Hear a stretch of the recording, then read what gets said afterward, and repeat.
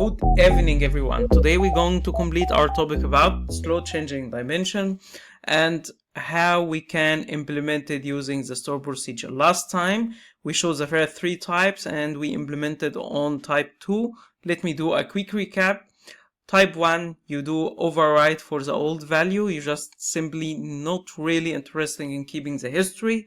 Type 2, which we use a use case last time to explain it because we find it really important and very practical when you are targeting to keep the history in your data mart, for example.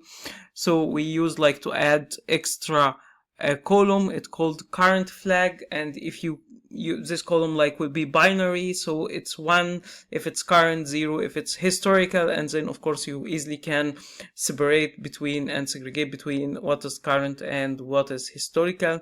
Type 3, it was limited history because you add columns each and every time, and of course you will have a limitation in how many attributes you will add to your table. You will not be able to add infinite, and that means you have a limitation on how much history you can create.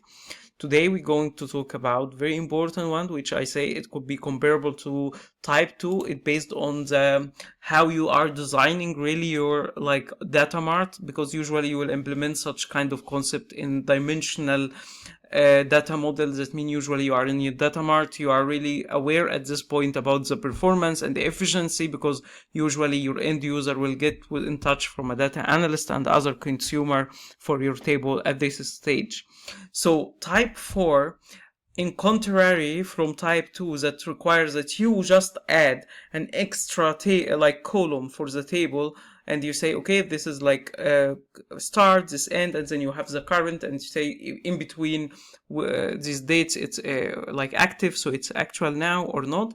In contrary, type 4, you will build a 2 separate table. One is current table, one is historical table, and of course by this way it will be easier always to recall what is current, and you just use the historical table in the cases that you really require the history for the analysis, for tracking record, and you create very efficient model, because if you are using on a day-to-day stuff that not requires the historical data, the end user will be able to use the current table directly and consume it into their visualization tool without the need to bear the whole history.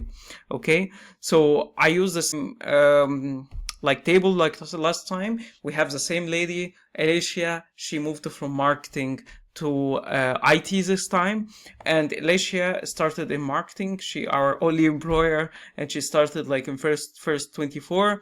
She last day updated date, it was first 24. So we just created that one. We didn't update again. We have a new second table called employee history, just for simplicity. And if we moved Alicia to IT, then we have Alicia, department IT. Let's say she moved today in 6th of August 2025, and this was the last day of update. And then down you will find the employee history. So have Alicia marketing, which she moved on first 2024, and the last update happened at this day of today. So it's not only recording the data, but you can see you can even add more information, because now you know when it changed, and you can add who it changed also. Of course, such kind of information could be very critical when you are creating tracking for making sure that you have a consistent data. So let's directly go to example and show you how to do it. As our last time, we are using same table for employee. I add the same exactly, but just I call it employee current, employee history, to make sure that you are able to track it. Okay, let's take our employee history first, because it should be empty, because we inserted 3, Alicia, Bob, and Charles. It was same, I believe, last time. And let's run it. So you see the history is empty. Okay, let's run the current. I believe it should be having the only 3 people.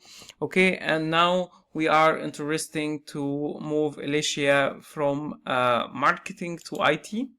Okay, so first we will need to do a declare to what is the value that we want to change. Okay, so for Alicia, we want to add that she change her, of course we will not change her name, so what we willing to change, her employee ID will be the same, okay, but her department will change, and the date that she's starting the new job in this new department also will change. So we are declaring three different variables, okay, and let's say, so she is number 1, like our ID, and she is in a new department, like this is the same one we used last time, new department, let's make it 50, and this is like, so she was in HR, and like we willing to sorry, she was in marketing, and we are willing to move her, maybe we have now marketing, sales, IT, let's move her to HR, because like it's okay, this is good, so you can see the change happening really in front of you. Then we have also like, okay, let's get the last one. We are willing to get today date, because like today it will be the date of the day we change that date, right? Because we need to have the date of start. It get the date for today, and by this way that will be the one we are using for our employee, like to get the day she started work. Then step 1, we will move the old record to history, and then step 2, we will update the current table. So step 1, let's move it to history. If you remember last time, we used the insert into, because we wanted always to insert, so it's exactly the same. You can just get the insert from insert values, like normal one, use it exactly the same. So insert into employee blah blah blah, because you need to insert the whole values. Then this time let's select, because we won't select the whole data from the current, this one is the old history. We are taking the data from the current, so we are selecting the current, inserting into history, right? You're selecting current table and do as insert, so you insert as select. So actually you are selecting the whole set, right? So let's see all of them except last updated date, because that one now you want to add today date. Okay, last updated day you want to add today date. So what you will do, you will add today, you can see, okay, as a parameter. Then from, as we said, we want to use into our current, so select from employee current. Okay, this need to be updated, because like we used employee current, this need to be history, right? This is employee history, so in history we inserting the people who are now exist in current, where, but you don't want to update the whole people, right? You just want to update the employee ID for Alicia. So we have 3 people, but Alicia is, so you're just adding Alicia. Okay, current, so we want the current table to be updated, right? So we want the employee current, this one, to be updated, and remove Alicia from it and add the new data.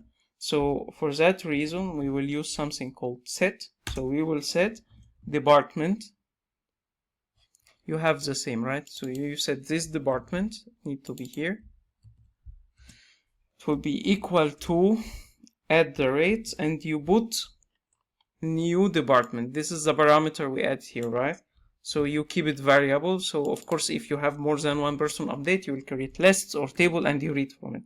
Okay, and then a start date, you need all of them. So you need the start date, it will be like today date, right? So let's say a start date, we have here the start date, this start date, it will be today date.